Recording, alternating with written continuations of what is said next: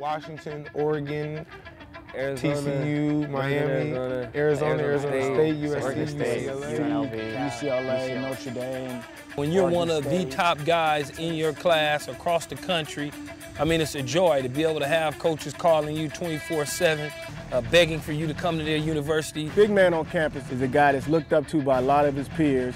He's a great student athlete. He's obviously got a tremendous athletic ability, and he's really, you know, the BMOC, the big guy, the guy that everybody's paying attention to, the guy that's looking to make the big play.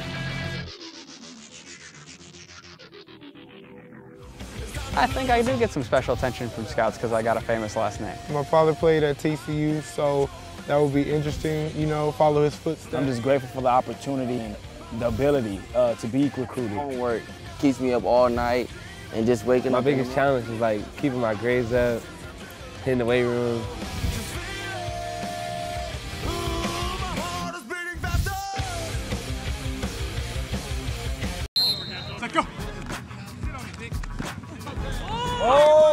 I think the unique thing about BMOC is the fact that we follow high school kids around starting in training camp up until signing day. Viewers will get from our show the in-depth look at what high school recruiting is all about, what it's like to go through the trials and tribulations every single day. Or you're gonna see guys that have the luxury, like a Jerry Neuheiser, whose dad is the head football coach at UCLA. Doesn't necessarily have a worry in the world. Where some kids, you know, moms are single parents and they work, you know, 9 to 5, and when the kid when he comes home from football practice, there's no food on the table. By the time we got over here, he hit that wall like Skeets did. Then when we came down here, Me and DeAnthony, we just have a brother relationship. Me and Victor, we've been battling, we've been competing since we was little, you know. Since we was this high together all the way up. Track and football, how many touchdowns he could score, how many touchdowns I could score. My family kind of took him under our wing, and me and him bonded and clicked up, and I mean, we just have a brother relationship. That's my god brother, and I love him. Got advantage on time. We know we got to hustle. Don't let them know we got to hustle.